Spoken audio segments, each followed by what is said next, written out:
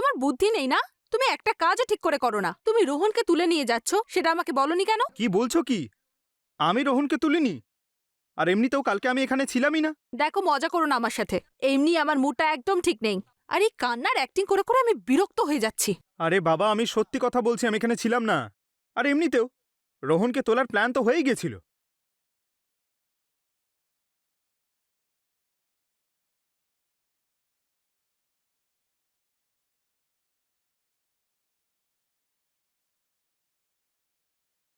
রোহন, রোহন, কোথায় তুমি? এবার আমি তোমাকে ধরে খেয়ে ফেলবো।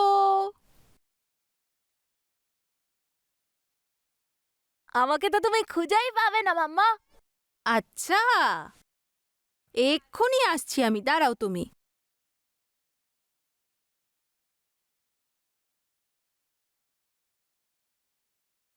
দেখো, এবার আমি তোমার কাছে চলে এসেছি।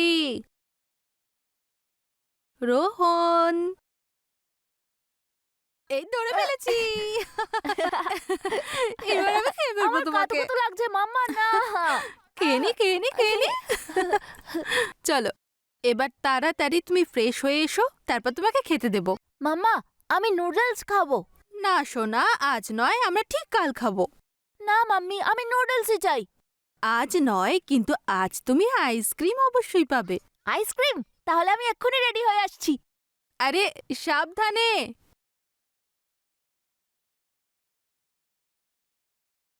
হ্যাঁ বলুন মা। ভালো থাকো মা। তুমি কেমন আছো? আমি ভালো আছি, আপনি কেমন আছেন? আমি তো ভালো আছি। আর রোহন কেমন আছে? ওর কথা আর বলবেন না, এত দুষ্ট হয়েছে। এক্ষুনি নুডলস খেতে চাইছিল, অনেক কষ্ট করে ওকে বোঝালাম। একদম ওর বাবার।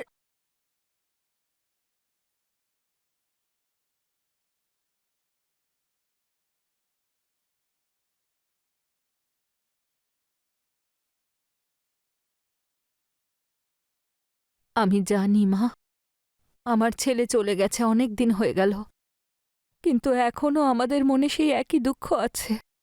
আমি তোমার কষ্টটা বুঝতে পারছি। আমি তোমায় কতবার বলেছি যে আমাদের কাছে এসে থাকো। কি করবে তুমি একা থেকে ওখানে? না মা, রোহিতের যাওয়ার পর আমি ভেবেছিলাম আমি থাকতে পারবো না, কিন্তু রোহনের মুখে হাসি দেখে আমি আমার সব কষ্ট ভুলে যাই। সৎ মা হওয়া সত্ত্বেও তুমি রোহনের এত খেয়াল রাখছো। নিজের মা হলে এত খেয়াল রাখতো না, কিন্তু কি করব, রোহনের মা ওকে জন্ম দিয়েই তো চলে গেল। রোহিত ৩ বছর পরে তোমাকে বিয়ে করার জন্য রাজি হলো। আর ভাগ্যের পরিহাস দেখো, সেই রাতে অ্যাক্সিডেন্টে।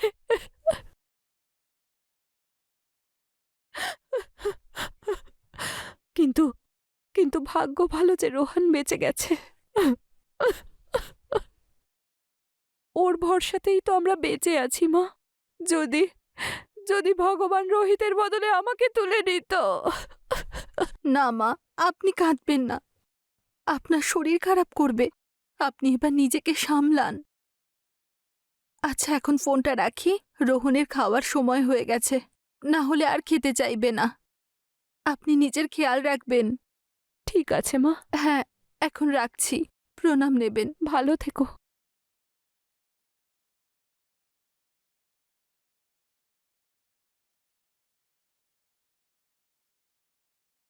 রোহন, রোহন তাড়াতাড়ি এসো, খেতে হবে তো, তারপর আইসক্রিম খেতে যাব। 2 মিনিট, রেডি হয়েই আসছি।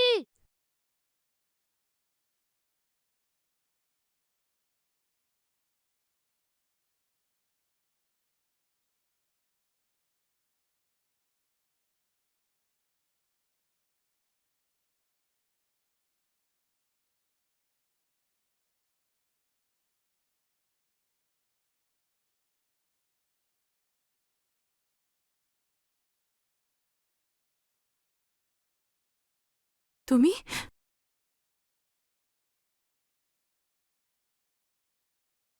আরে ভয় পাইয়ে দিয়েছিলে তো, ভিতরে ঢুকলে কি করে? দরজা খোলা ছিল, ভেতরে চলে এলাম। এমনিতেও তোমার কথা ভীষণ মনে পড়ছিল। জানো, হুম? তোমার ভালোবাসার জন্য আমি ছটফট করছিলাম।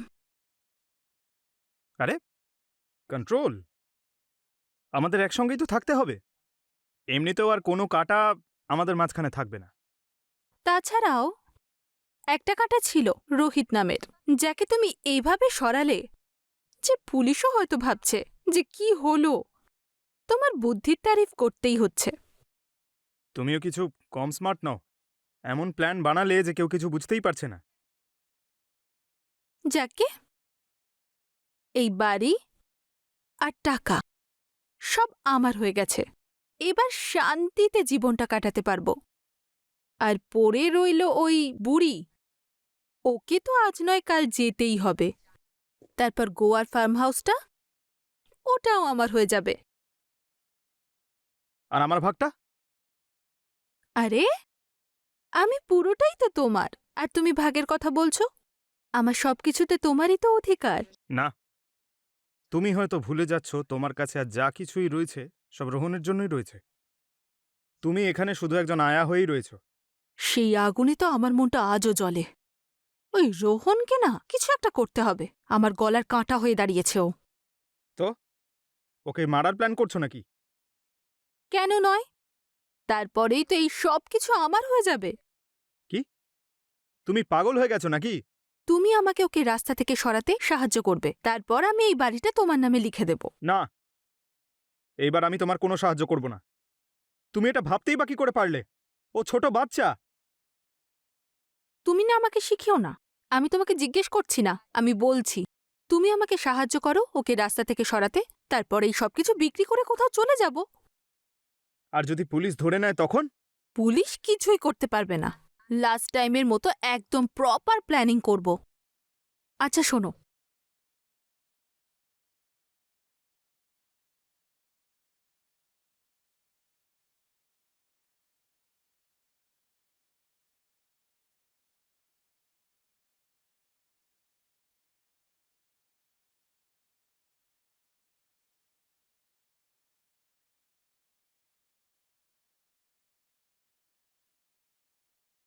বুঝতে পারলে?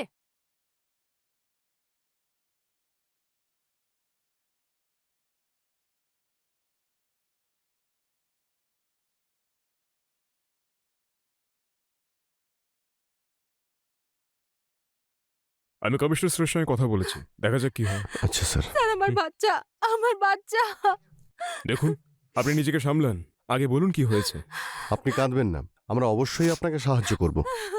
আমার ছেলেটা স্কুলে গিয়েছিল, তারপর থেকে ওকে আর পাওয়া যাচ্ছে না। আমি ওকে একটু দেরি করে আনতে গিয়েছিলাম। আমি আশেপাশে সব জায়গায় খুঁজেছি কিন্তু পাচ্ছি না। ওকে কেউ কিডন্যাপ করে নিয়েছে স্যার। প্লিজ আমাকে সাহায্য করুন। দেখুন, প্লিজ নিজেকে সামলান। বাচ্চা মানুষ আশেপাশে কোথাও খেলছে হয়তো, বা হয়তো অন্য কোনো পেরেন্টস তাকে নিয়ে গেছে নিজের সঙ্গে। দেখুন, আপনি চিন্তা করবেন না, আমরা খোঁজ খবর নিয়ে দেখছি। রাজদীপ, এক কাজ করো, একটা টিম নিয়ে তুমি স্কুলে যাও আর ওখানে ফুটেজ চেক করো। প্রিন্সিপাল, ওয়াচম্যান সবার সঙ্গে কথা বলো, খোঁজ না অন্য কোনো পেরেন্টস তাকে সঙ্গে নিয়ে গেছে নাকি। স্যার, আপনি রোহিতের ওয়াইফ তো, যার গত বছর গাড়ির অ্যাক্সিডেন্টে ডেথ হয়েছিল? হ্যাঁ স্যার, রোহিত চলে যাওয়ার পর রোহনই আমার সবকিছু ছিল। জানি না কোথায় আছে আমার ছেলেটা, কি অবস্থায় আছে, কি করছে এখন, আমাকে যারা এক মুহূর্তও থাকে না। প্লিজ। দেখুন, কিছু ঘন্টা হলো বাচ্চাটাকে খুঁজে পাওয়া যাচ্ছে না, আর আইন অনুযায়ী আমরা 24 ঘন্টার আগে কোনো অ্যাকশন নিতে পারবো না। কিন্তু আপনি দেখলেন যে আমি একটা টিম পাঠিয়েছি, নিশ্চয়ই এটা খোঁজ পাওয়া যাবে। আপনি প্রতিবেশীদের সঙ্গে কথা বলুন, যদি কিছু জানতে পারেন আমাদের জানান, আর 24 ঘন্টা পরে তো আমরা রিপোর্ট লিখিয়ে নেব। আমি সব জায়গায় জিজ্ঞেস করেছি, রোহনকে কেউ দেখেনি। দেখুন ম্যাডাম, আমার এক্সপিরিয়েন্স বলছে যে বাচ্চাটা এখানেই কোথাও থাকবে। আপনি প্লিজ বাড়ি যান। আপনি কিছু জানতে পারলে আমাদের জানান, আর আমরা জানতে পারলে আপনাকে ইনফর্ম করব, ঠিক আছে? হ্যাঁ স্যার।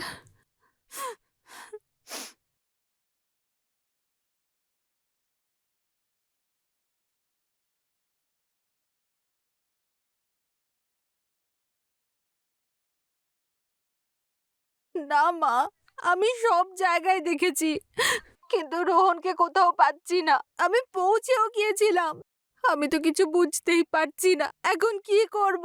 দেখো মা, তুমি সাহস হারিও না, রোহানকে ঠিক পেয়ে যাব। তুমি বললে আমি ওখানে চলে যাব। এমনিতেও আমার এখানে মন লাগছে না। না শুনুন মা, আপনি ওখানেই থাকুন। বাবারও তো শরীরটা ভালো নেই, ওনাকে কে দেখবে? আর আপনি চিন্তা করবেন না, আপনি তো বোঝেনই একজন মায়ের মন। আমি রোহনকে ঠিক খুঁজে বের করব। ঠিক আছে মা, তুমি ভরসা রাখো। হ্যাঁ মা, এখন আমি রাখি, আশেপাশে আরেকবার জিজ্ঞেস করি। ঠিক আছে মা। হে ভগবান, আমার নাতিটাকে খুঁজে দাও।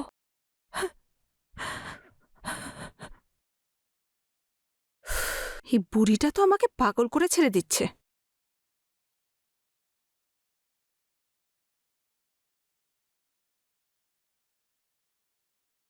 হ্যালো, কখন থেকে চেষ্টা করে যাচ্ছি। কোথায় তুমি? তাড়াতাড়ি বাড়ি এসো।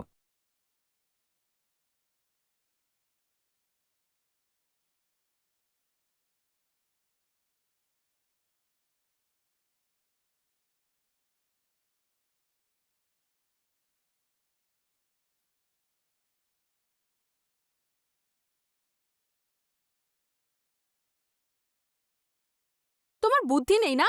তুমি একটা কাজও ঠিক করে করো না। যদি আগের বারও আমি তোমার পাশে না থাকতাম, তাহলে ওই রোহিত আজও এখানে থাকতো। আরে কিন্তু আমি করলামটা কি? তুমি রোহনকে তুলে নিয়ে যাচ্ছ, সেটা আমাকে বলনি কেন? আমরা তো শাশুড়ি মায়ের কাছ থেকে ওকে তুলবো ভেবেছিলাম। সব প্ল্যান নষ্ট হয়ে গেল। এখন তাড়াতাড়ি ওর একটা ব্যবস্থা করো। কি বলছো কি? আমি রোহনকে তুলিনি। আর এমনিতেও কালকে আমি এখানে ছিলামই না। আমি তো সোলাপুর গেছিলাম। বলেছিলাম তো তোমাকে। দেখো, মজা করো না আমার সাথে। এমনি আমার মুডটা একদম ঠিক নেই। আর এই কান্নার অ্যাক্টিং করে করে আমি বিরক্ত হয়ে যাচ্ছি। আরে বাবা, আমি সত্যি কথা বলছি, আমি এখানে ছিলাম না। আর এমনিতেও রোহনকে তোলার প্ল্যান তো হয়েই গেছিল। শোনো, তাড়াতাড়ি পুলিশ স্টেশনে গিয়ে কমপ্লেন লিখিয়ে নি, না হলে সব গন্ডগোল হয়ে যাবে। সে কমপ্লেন তো আমি করেছি। তুমি যদি রোহনকে না তোলো, তাহলে কে তুললো?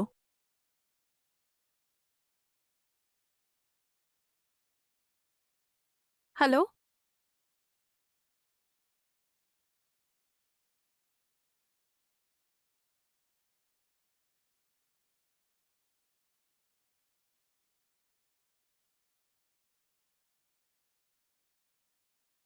ফ্যাক্স করে দাও।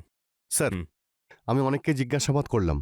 স্কুলের সিসিটিভিতে দেখা গেছে যে রোহন স্কুল থেকে বেরোচ্ছে, কিন্তু গেটের বাইরে সিসিটিভি না থাকায় ও ওখান থেকে কোথায় গেছে সেটা জানা যায়নি। এই ওয়াচম্যান কিছু বললো? হ্যাঁ স্যার, ওয়াচম্যানের সঙ্গে কথা বলেছি। ওয়াচম্যান আমায় বলল যে রোহন নাকি প্রতিদিন সামনের দোকান থেকে কিছু না কিছু কিনত, আর সেটা ভেবে ও আর ভালো করে দেখেও নি। সেই সময় ওয়াচম্যানের একটা কল আসে। ওয়াচম্যান যখন ফোনে কথা বলছিল সেই সময় যে রোহন কোন দিকে গেছে সেটাই জানতে পারা যায়নি। আর সিসিটিভিতে পরিষ্কার দেখাও যাচ্ছে। তার মানে কোনো চেনা পরিচিত মানুষই রোহনকে কিডন্যাপ করেছে।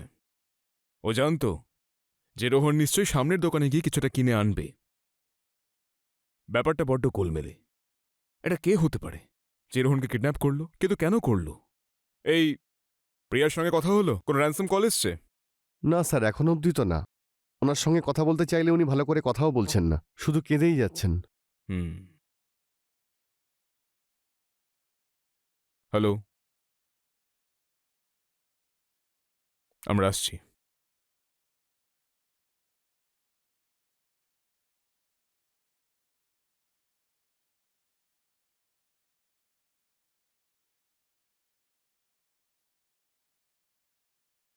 এনে তোর ফেভারিট নুডলস, খেয়ে নে এটা।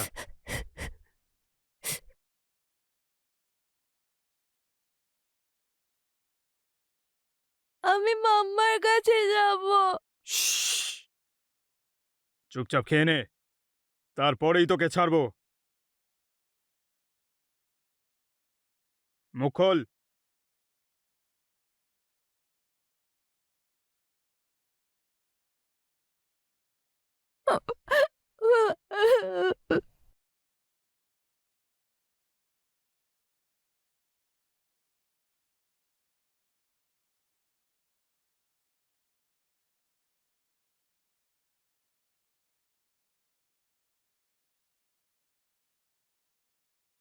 রাজদীপ, প্রিয়ার বাড়ি যাও, ওকে থানা নিয়ে এসো। আচ্ছা স্যার।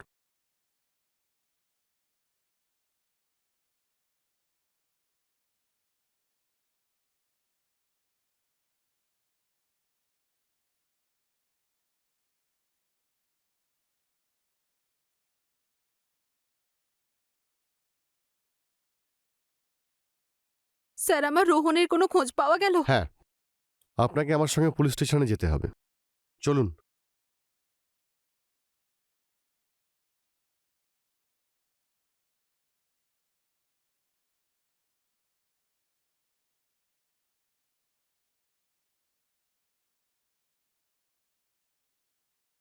অফিসার, আপনারা এখানে আনলেন কেন? আর আমার ছেলে কোথায়? রোহন কোথায়? বলবো বলবো সব বলবো। আপনার সঙ্গে অনেক কথা রয়েছে আমাদের। আপনি আগে আমাদেরকে এটা বলুন যে আপনি রোহিতকে কেন মেরেছেন, আর একদম মিথ্যে বলবেন না। আমরা সবটা জানি। স্যার, আমি কিচ্ছু করিনি। আর আগে এটা বলুন, রোহনকে আমাকে অপরাধীর মতো এখানে এনেছেন কেন আপনারা? আমি আমার উকিলের সঙ্গে কথা বলবো। অলোক, অলোককে তো নিশ্চয়ই তুমি চেনো। ও নিজের মুখ খুলে দিয়েছে, আর আমরা সব জেনে গেছি।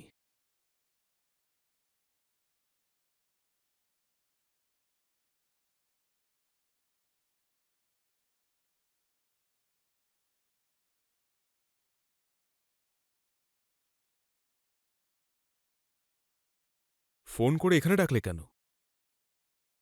স্যার, আমি জানি রোহন কোথায়, আর ওকে কে তুলেছে। কে তুলেছে? স্যার, আমিই তুলেছি রোহনকে। প্রিয়া বলেছিল বলে। আর তোমারই কথা আমি বিশ্বাস করব কেন যে তুমি সত্যি বলছো? স্যার, আপনাকে বিশ্বাস করতেই হবে। রোহন,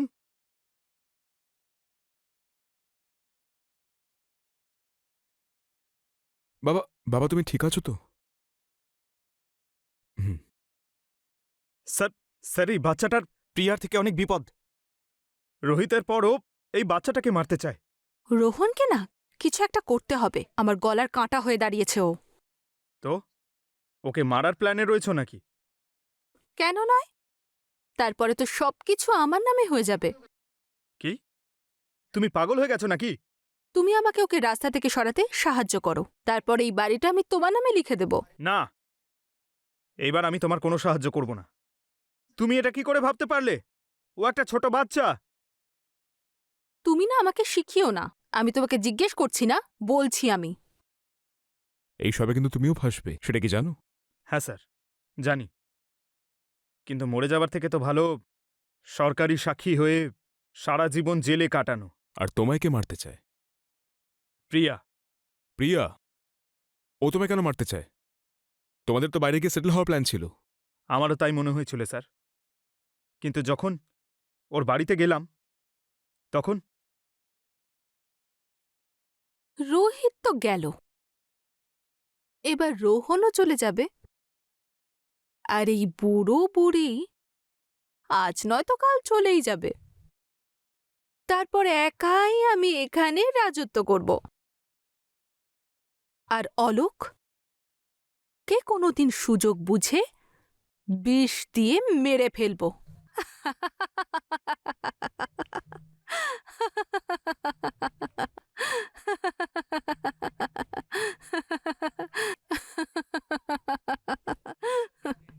তুমি ঠিক করেছো যে রোহনকে আমার কাছে নিয়ে এসেছো। আর কি করতাম স্যার? ওর সঙ্গে থেকে থেকে আমিও মানুষ থেকে পশুতে পরিণত হয়েছি। আর আমি এখন চাই না যে আমি এই বাচ্চাটার প্রাণ নিই।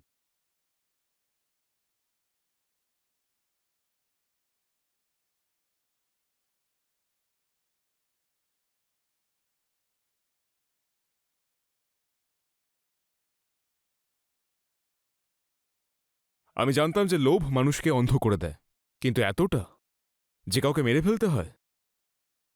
তোমার ফাঁসি হওয়া থেকে কেউ আটকাতে পারবে না। রোহনকে আমরা ওর ঠাকুরদা ঠাকুমার কাছে পাঠিয়ে দিয়েছি যাতে ও সুরক্ষিত থাকে, কিন্তু তোমাকে আমি ফাঁসির কাঠে ঝুলিয়ে ছাড়ব।